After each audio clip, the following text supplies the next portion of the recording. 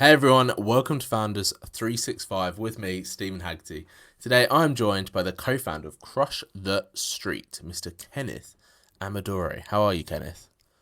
Hey, Stephen, how are you, sir? I'm Good. very well, I'm very well. Do you prefer Kenneth or Ken? Kenneth is fine. Ken's easier to say. You can say that. Did you ever have Kenny? Kenny, yes. There we There's go. yeah.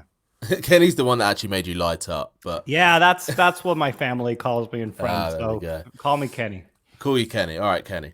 So co-founder of Crush the Street. Before we go move any forward, just give me an overview of what Crush the Street is.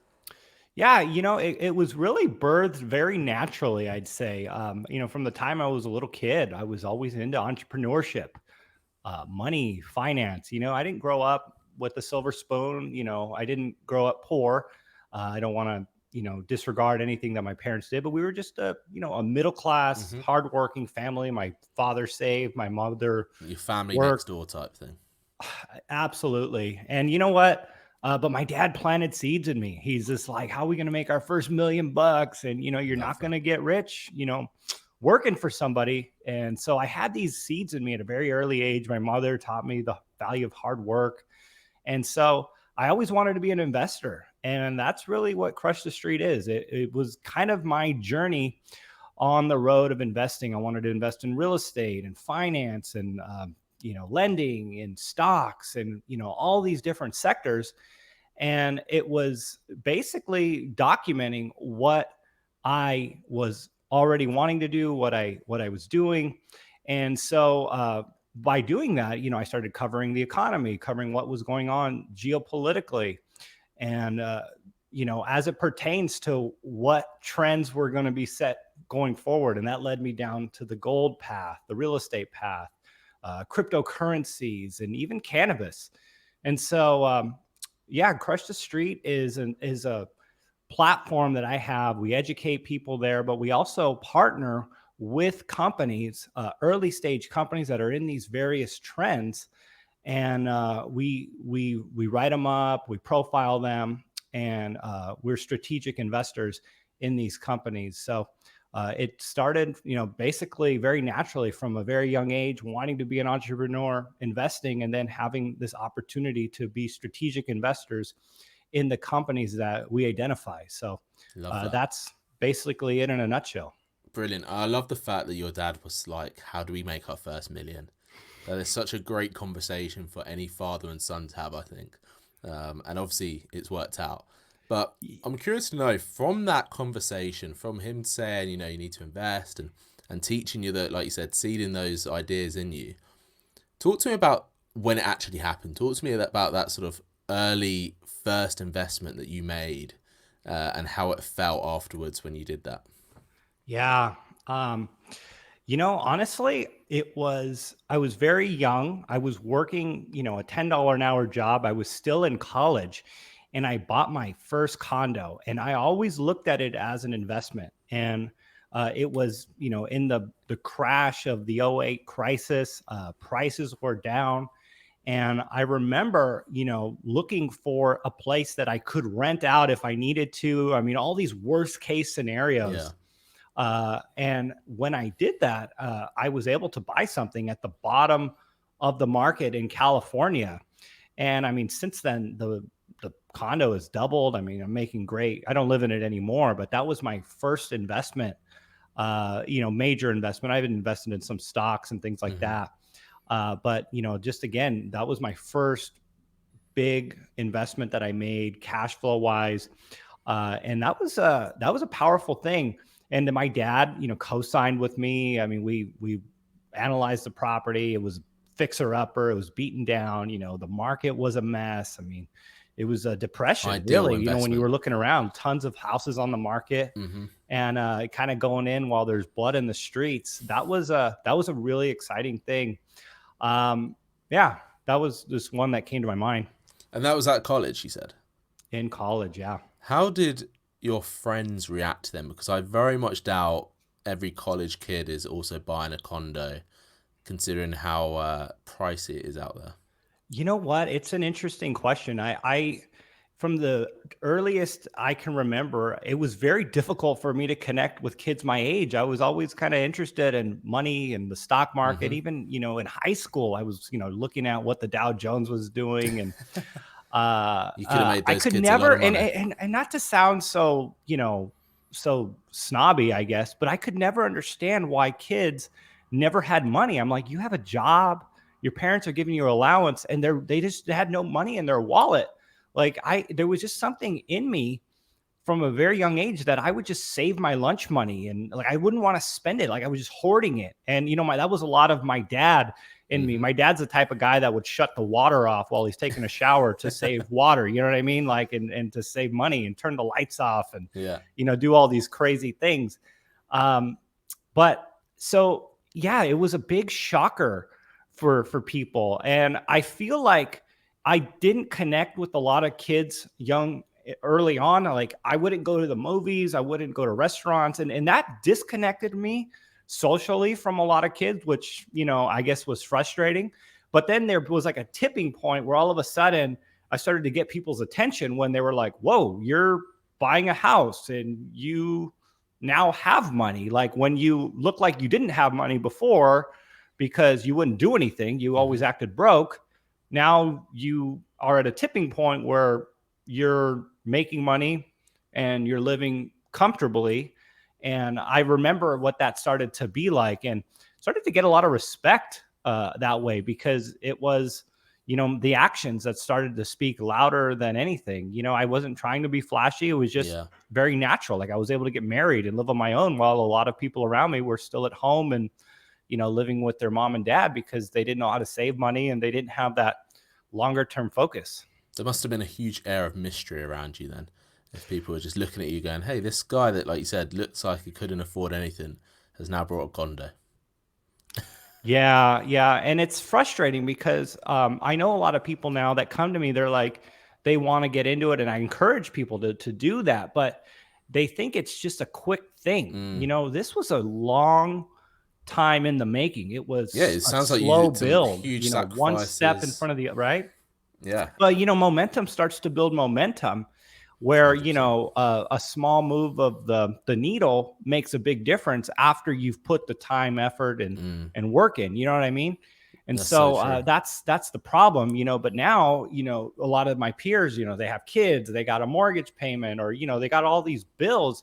It's hard to do the things that I was doing in high school and college because they got a lot more risk than I Hmm. had at that time. My risk tolerance back then, I would do anything. I'd, go across the country or Yeah. whatever, work all times of the day. And, I would risk anything. But even now, though, I think about it, I'm a little more conservative than I was back then because, and I got more to lose. I got a family. I have time I'm trying to protect.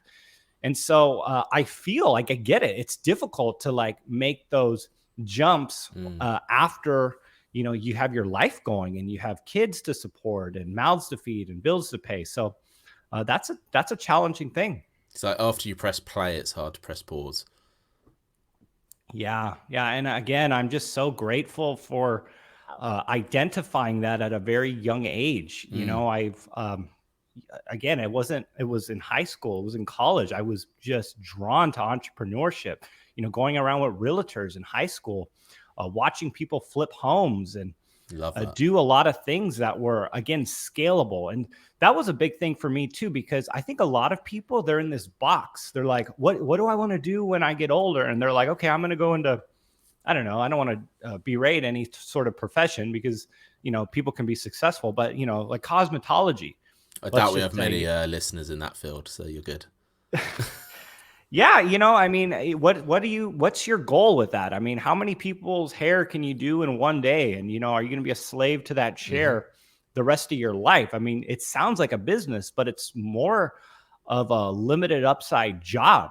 And so again, going back to, what was instilled in me, and hopefully I can pass on some of that wisdom to people listening now, is what can I do that is a lot of work now maybe, but is scalable? What's something that you can just, again, push play on and then walk away from, and Yeah. it's still growing?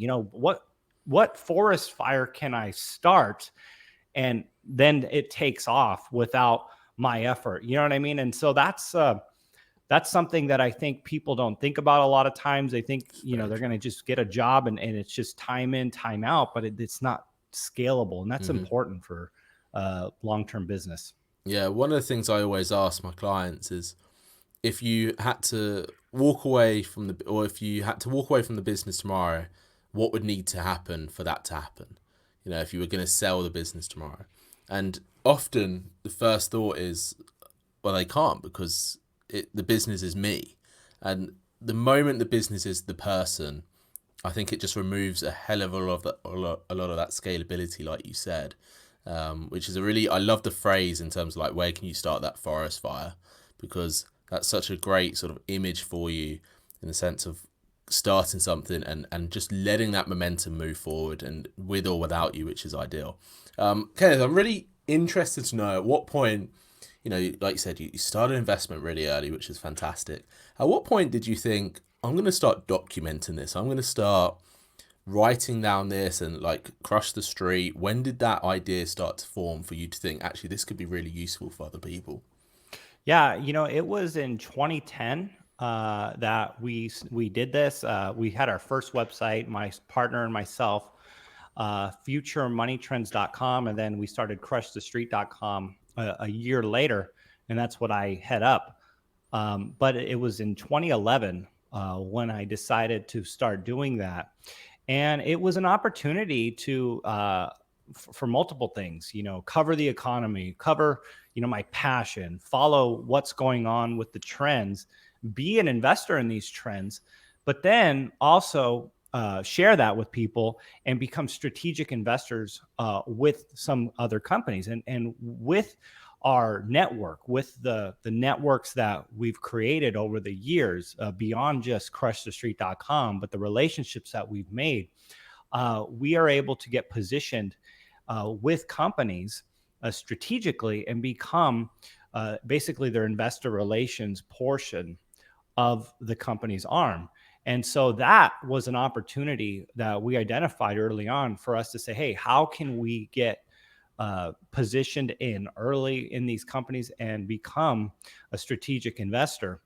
And it was back basically in 2010 when we decided to do it, and we implemented it immediately. We started creating content and putting stuff out there. And How uh, quickly did you start seeing that response though? I'd say we put out our first micro documentary in the summer of 2010. I mean, we had tens of thousands of hits on Amazing. YouTube. It was driving lots of traffic to our website. We built the website up for about 6 months. And then after that, that was when we started to, make connections and reach out to different companies and start getting that response that we were looking for. I really like your approach with the sort of that education side and the information of what's going on in the marketplace, and that side of the field, because of your experience and your background. I'm really curious to know, what's your view on sort of money education as a whole, money education now, current times, because it's one of those industries, I think, that has a lot of noise, a lot of shouters, but what's your view, coming from someone that has done it, is walking the walk and still trying to help people, which is great? Yeah, I think Is it's this a tough. can of worms I'm about to open? Oh my God, I know. I mean, I don't know how political you want to get, or the whole thing. I mean, the whole system as it stands is generated to put people through the college system, to get Mm-hmm. people into college. Colleges are insanely overpriced in an environment where information is as free and available as ever. It's crazy when you think Yeah, about it. I Why mean, is college education costing $200,000-300,000, whatever, depending on how you do it?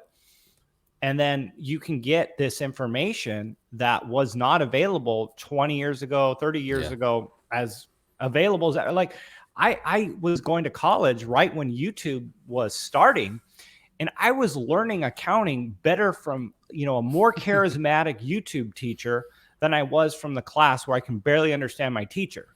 And crazy. I was like, this is ridiculous. Yeah. I'm learning this online better, more efficiently. You become very Uh, resentful as well, don't you? Absolutely. of So, that you know, information. there just from that overall perspective, it's very frustrating to see what's going on. And then again, the inflation that's happening in the college education, you know, there's a whole can of worms to go into over there. But money, you know, a lot of people aren't trained to understand money. Again, you know, just looking around, I mean, I grew up around people that just didn't have that sense of savings, that Hmm. deferred gratification, and all these things that, you know, when it comes down to it, they're simple but very profound. And so we don't understand those things. And then if you were to model yourself after the government, you know, what model is that with the way they spend money, the way they do things, Yeah. negative interest rates, you know, all these What do you crazy things. think? What do you think needs to change then? How do we make that better?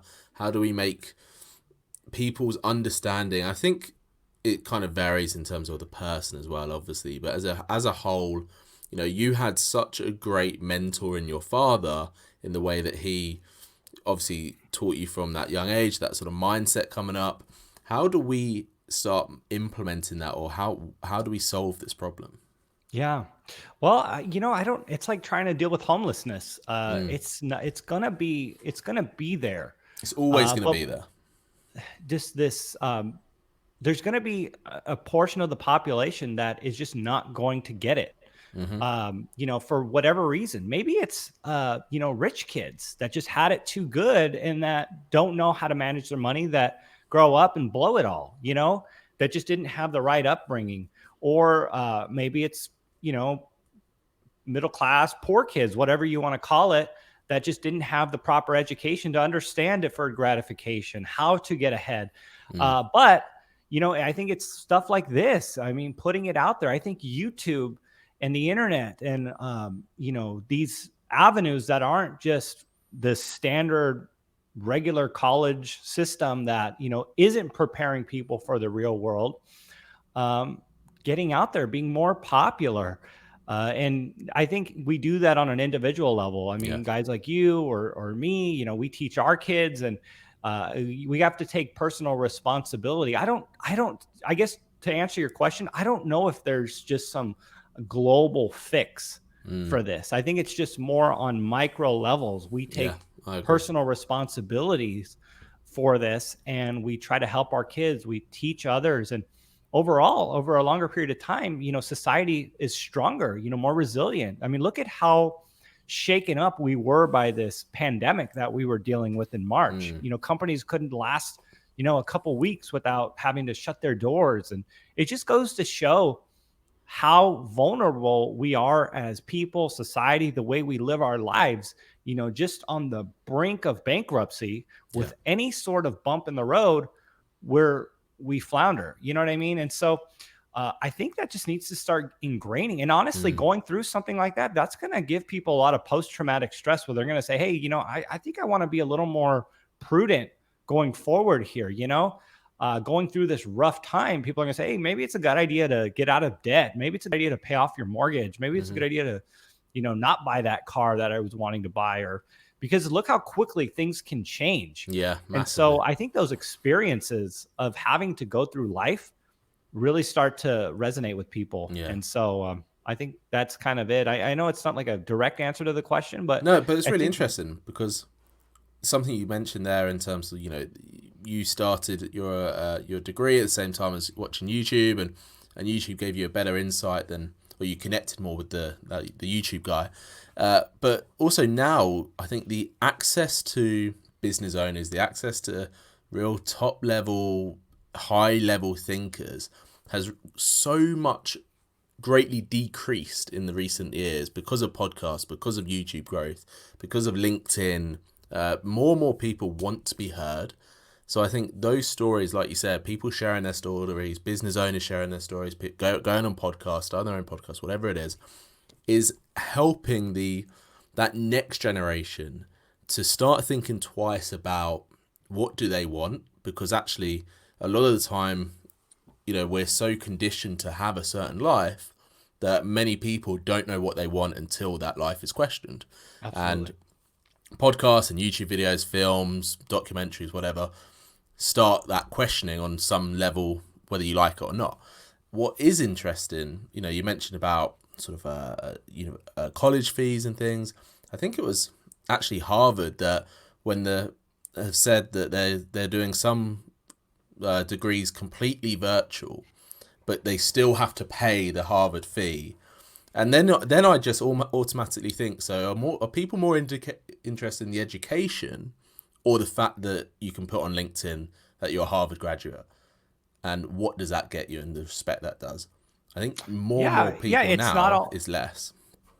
Yeah, it's not an all or nothing thing. I mean, you go to Harvard, the networks that you get connected to, the notoriety, Hmm. all those things. I mean, that's pretty big deal. I mean, if you That's want to work for valuable. Google, and you know what I mean, like all the it's. But at the same time, if you go and you don't make the best of it, and you just rack up a bunch of debt, and Yeah. It's and like so anything. Any situation is what you make of it. 100%, 100%. And going back to talking about educating people and how society is changing. One area I'll give you an example with where I think it's coming along is look at health. It's really not a political thing until maybe it does become a political thing. But when I grew up in the '90s, nobody thought twice about going to McDonald's or Hmm. drinking soda or refined sugar, white bread. I mean, that was healthy. You know what I mean? Like, and I'm not saying we don't eat any of those things now, but how far have we come in the world of health because of Yeah. maybe things like Facebook, Twitter, Supersize sharing me. of information that we're like, hey, we're starting. I think as a society is healthier now Yeah. than it was 20, 30, 40 years I ago mean, it must be. because of because of this increase in health and whatnot. And so I'm pretty optimistic that with things like YouTube and Facebook, and I mean, but again, once something becomes a political agenda, you don't know what to believe. Look what's Mm. happening right now with the illness. All these conflicting misinformations.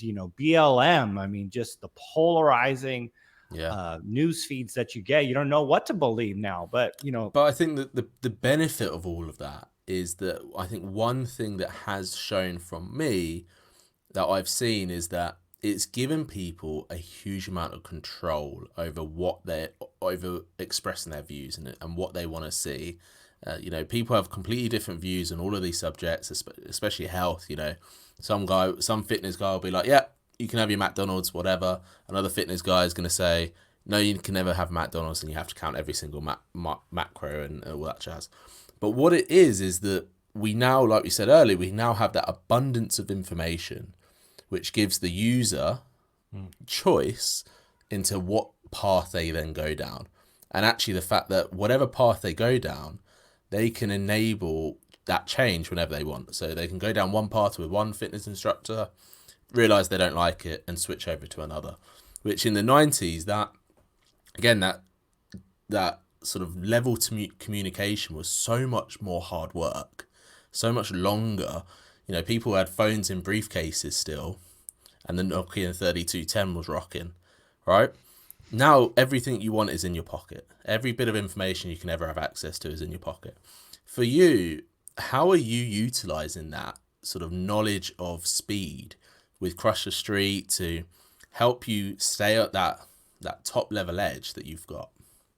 Yeah, I think just knowing that things are changing at such a rapid speed, I've embraced it.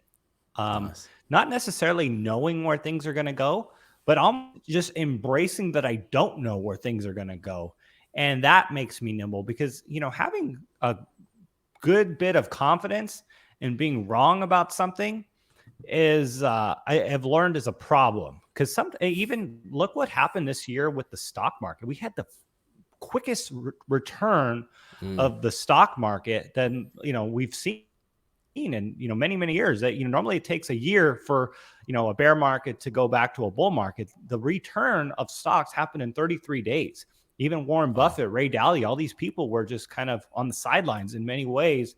The smartest investors in the world, not knowing what the market is going to do. And so I think just to that extent, applying it to information, applying it to how things are going to be in the future, being open to being wrong, despite what it might look like around you.